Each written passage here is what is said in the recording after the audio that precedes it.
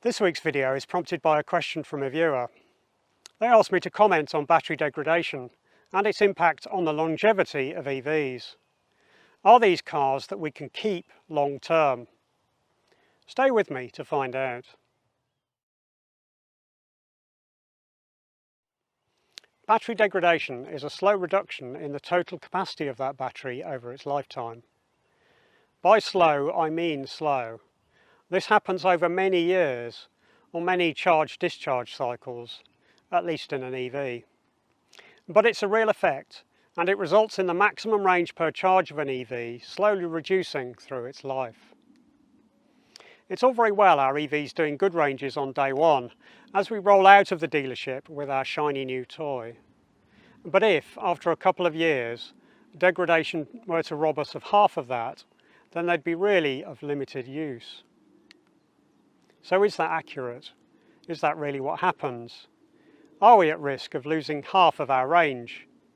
How much degradation should we expect? And what does that mean for the life of the car?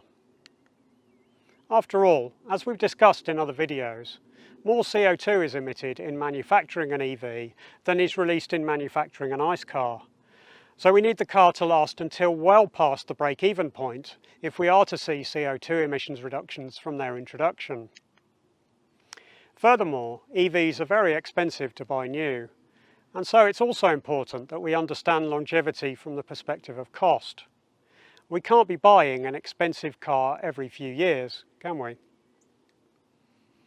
My viewer Alex left a comment on this subject.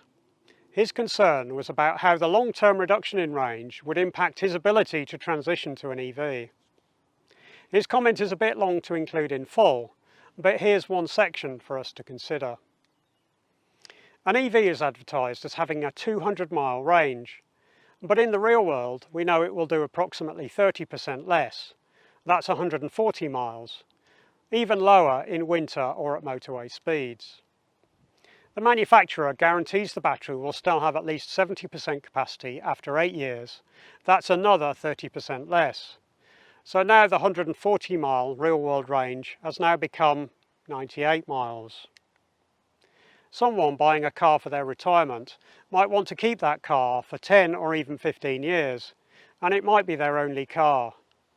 For me, this is the Achilles heel of EV ownership.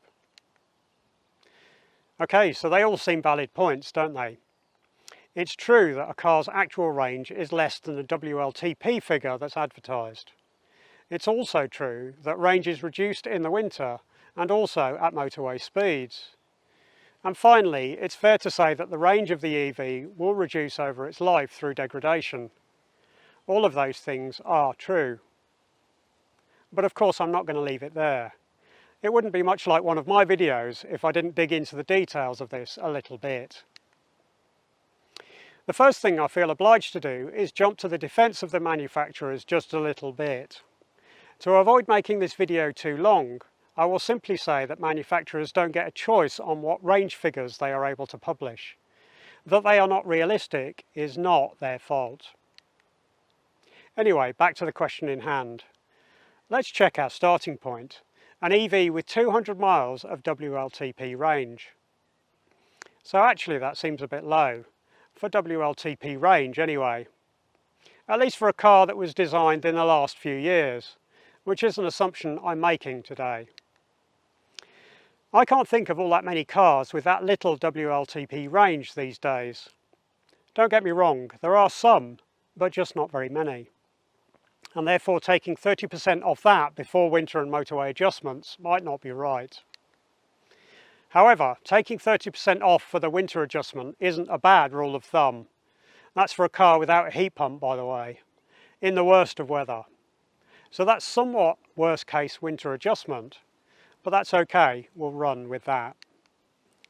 If we do that, then in Europe, I'd say there are some cars that will only do about 140 miles in the depths of winter.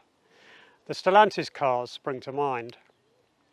From things like the Vauxhall Corsa E and the Peugeot E208, up to their small crossovers like the Citroën EC4, the Jeep Avenger and the Peugeot E2008.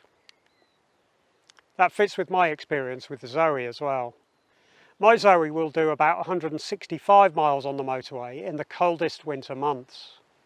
The Zoe has a very slightly bigger battery than the first generation Stellantis cars, and I think it's also very slightly more efficient. So yeah, 140 miles for a modern EV with a 50 kilowatt hour battery in winter, worst case. But to be fair, in summer you would get more like 200 miles from the Stellantis cars, maybe just a little bit less. But bear that in mind.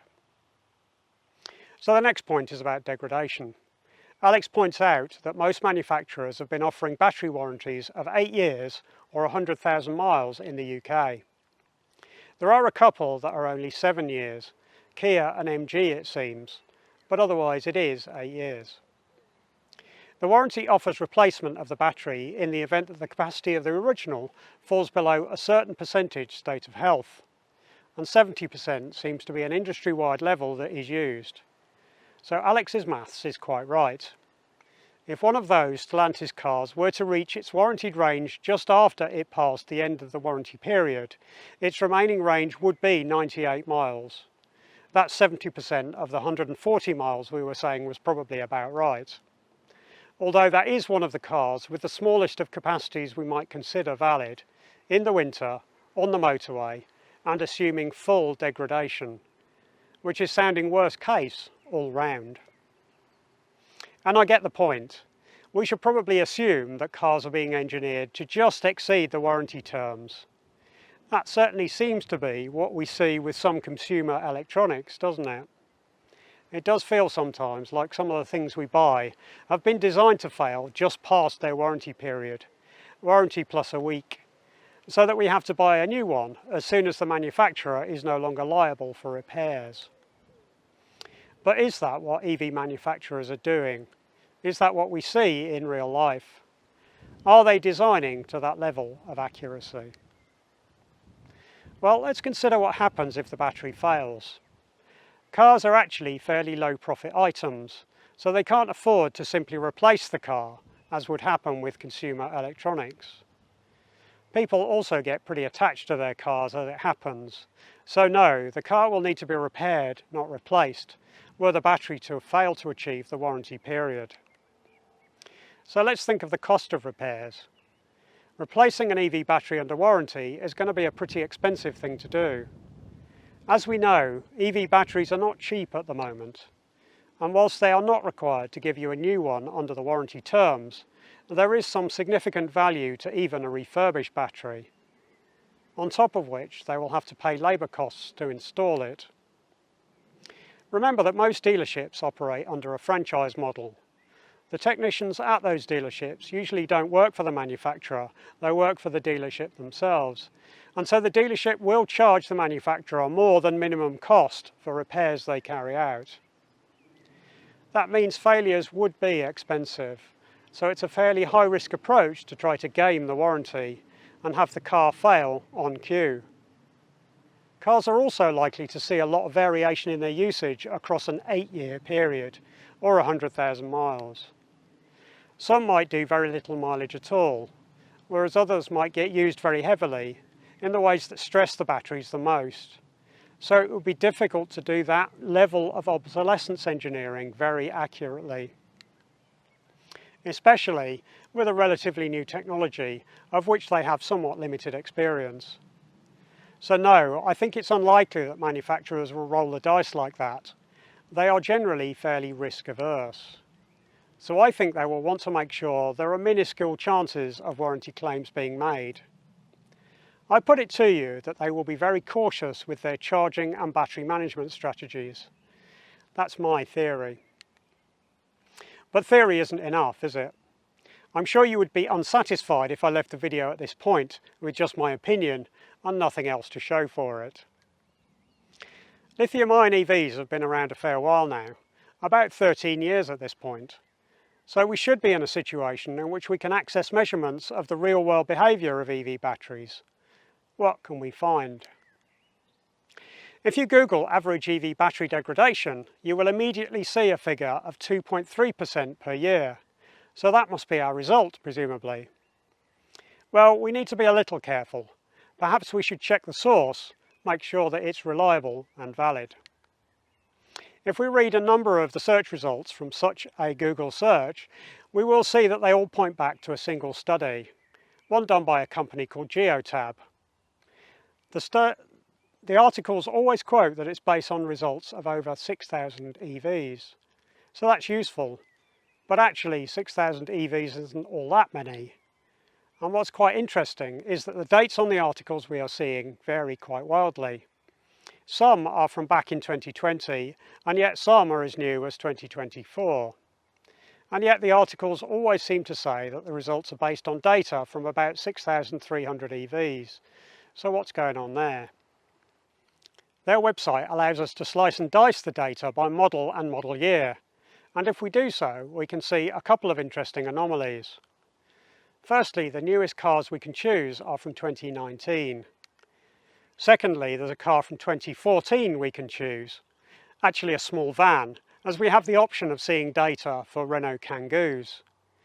And it's displayed as being just under 6 years old when we choose it. So this website was probably created in 2020. What seems to have happened is that they did one study in 2020.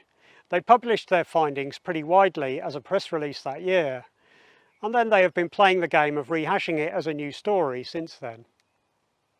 So it's a useful study with an interesting outcome, but it's quite a small study and it's starting to get a bit out of date. And as it happens, it also makes limited sense. There are multiple effects that lead to degradation. It's a fairly complicated subject, but there has been some fantastic research done into it at this point. To that end, I link to a very detailed paper in the video description, just one of a number of studies that have been done into degradation. But this one is a bit special in my opinion. The paper is bang up to date, having been released by the IEEE in April this year. It's 32 pages long. It goes into quite a lot of depth, yet it has accessible and understandable explanations of its findings. Furthermore, it has been published with a Creative Commons license, making it widely available for people to use and to benefit from. A big shout out to the IEEE and the authors for their great work, and for making it so freely accessible to people. In a world where everyone is looking for commercial gain, to have such rich resources in the open is really commendable. Thank you. If you want to understand the processes involved in battery degradation and what influences them, then you might want to have a look at this paper. If you do, or you look at a myriad of the other studies that have been done into degradation, what you should notice in almost all graphs is that degradation isn't linear. If you see any graph, degradation looks steeper and scarier at the start, but it quickly tails off, becoming much flatter. Now that we have that information to hand, the Geotab data might worry us a bit more. If something isn't linear, then how can you describe it with a single figure? Now don't get me wrong, I understand that when making a press release, you need to make it accessible to the media. You need to distill it into sentences that make for simple headlines. But that's exactly my concern. It's a bit too simplistic. Don't get me wrong, I'm not saying their data isn't good, but I am a bit worried that the marketing department might have edited it. I think this might be more marketing than science, and yet it is quoted widely, very widely. Indeed, so widely, it's hard to find anything else, which is a shame. If we go back in time to the date of this study, there were relatively few EV models on sale. Prior to 2019, we could probably count on our hands how few there were. And one of the best-selling was the Nissan Leaf. Ah, the beloved Leaf. The Leaf has served a lot of people well.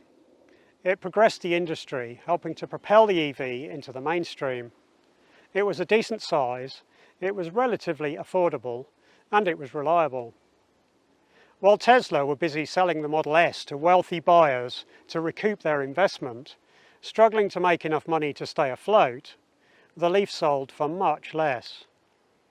It was the first of the EVs intended to transport the masses. Whilst not affordable for everyone by any means, it was in reach for many more people, and heralded a new dawn in personal transport. However, being early into the mass market was risky.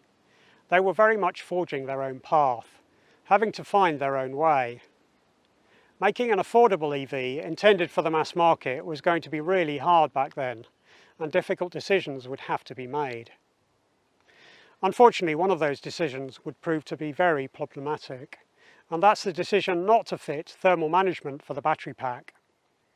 The Leaf doesn't have active temperature regulation, and so its battery is left to endure fairly wild thermal swings in use. One thing that a lithium-ion battery doesn't like is big changes in temperature. They don't work as well in the cold, below freezing for example, and they really dislike being too hot. What those extremes cause, or at least accelerate, is degradation, and so the Leaf has always suffered quite bad degradation. Unfortunately, the early battery chemistries they used would prove to be very prone to that problem too, so early cars were very badly affected, although they resolved that within a year or so, only to make it worse again when they upgraded to the 30 kilowatt-hour battery pack. Therefore, unfortunately, the Leaf makes our lives a bit difficult when working out average degradation. It skews the results quite a lot because it suffers degradation quite badly, whilst at the same time representing a fairly significant proportion of the early market. To my knowledge, no car since has been designed without active thermal management. Everyone else was able to learn from the Leaf's limitations, and I think it's unlikely that anything bigger than a quadricycle will be seen in future without a cooling system either. That means we need to be really clear what we mean by average degradation. Do we mean average in the past or average in the future? I think what matters is what happens from now, and so I think we should probably exclude the Leaf from the data when working out degradation. But how do we do that when the Leaf makes up such a big proportion of the overall market in the early days? Where are we going to get data that doesn't include it, or at least where it's a less significant proportion? And that's the problem. That data exists, of course, somewhere, but finding it is hard. I've only managed to come up with a couple of relatively recent sources. The first source I have is Which, the UK Consumer Champion. They did a survey of over 3,000 electric car owners last year. Owners reported average range losses of about 5% after 8 years, and 9% total for the very earliest cars. Remember though that this is a survey. It's asking people their opinions rather than taking objective measurements. And again, the sample size is really small in comparison to the fleet size. What we really need is some measurements from the cars themselves. That's what the Geotab information was based upon, after all. If only there was something else like that. The only other source of measurements that's not paywalled seems to be from Tesla. Tesla's approach to building cars, treating them somewhat like a computer on wheels, means that they can gather really detailed information about how they are behaving, making it easy for them to report on the results across a very large number of cars, and from cars built before a lot of other manufacturers had started releasing EVs. I don't really want to use the data from a manufacturer, a company with skin in the game who have something to benefit from the results, but unfortunately it's the best I've been able to find. Tesla's 2023 impact report contains a summary of what they've measured. Just bear in mind that it's from a single source and a manufacturer at that, as we look at it. The graph in the impact report plots degradation based upon distance driven. For Model 3 and Y, they claim an average loss of 15% over 200,000 miles. That's the distance they consider to be the average life of a car in the US. For Model S and X, they say it's a bit less, at 12%. Tesla use a slightly different type of cell in those more expensive models.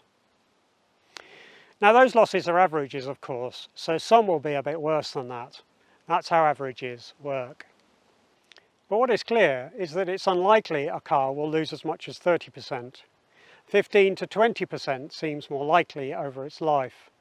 And indeed, the industry assumption at the moment is that at 80% the battery would be removed from a car and repurposed. Whether 15 to 20% degradation matters to you is what you need to consider. That degree of loss doesn't mean the car is unusable, but it does mean you need to stop more frequently on long journeys, if that's what the car is being used for. For round town use, the maximum range might be a bit less important, although that does depend on your charging situation. If you have home charging, then you might just need to plug in a bit more frequently. But if you don't, then it's perhaps not as convenient, as you may need to walk a little way to get to an AC charge point to be able to plug in overnight. If we can get a car that does more like 250 miles in the summer, then 20% degradation would mean it's going to do 200 miles at the end of its life in warmer times, or 140 miles in the dead of winter when doing motorway journeys. 140 miles is 2 hours of driving at an average of 70 miles an hour. But in reality, it's a bit more than that at a more likely average speed, as your average speed is never quite as high as you might imagine. So that's what you've got to consider. Do you need to do more than that between stops in the winter? Personally, I tend to do a bit less driving in the winter, and indeed I really need to stop more often than every 2 hours anyway, but that's specific to me and my back condition. What you need to consider is how often you stop. How often do you travel long distances in those cold, wet conditions when the car's range is reduced? And do you need to optimise for those journeys, or instead is it better to optimise for what you do most of the time? In summary, I think this comes down to your mindset. Do you focus on the worst case or the general usage you have for a car? You could start with a low estimate on a car's initial range and then apply very heavy extreme losses to imagine a very low range at the end of a car's life, in the winter, on the motorway, in 15 years' time. That's a very human thing to do. It is easy to be ruled by our instincts, which are often based on fear, and imagine the worst case. But actually, we will very rarely encounter the extremes that our fears are based on. And we might risk being too conservative and missing out on the benefits we might be unable to imagine while thinking so negatively. An EV's range is affected by cold, and by motorway speeds, and by degradation. Those effects are cumulative, but they are rarely, if ever, going to be as problematic as we might fear. That's why I recommend people give it a go. See if you can borrow an EV or hire one, and see how a journey or two actually go. You might like an EV if you try one, but if you don't even try one, you'll never really know. Thanks very much for joining me. Your questions and comments on this subject are most welcome in the section below. Do you worry about degradation? If you've liked the video, then it's a help to me if you click the thumbs up button. And it would also help me achieve my stretch goal for the channel if you would subscribe as well. Thanks.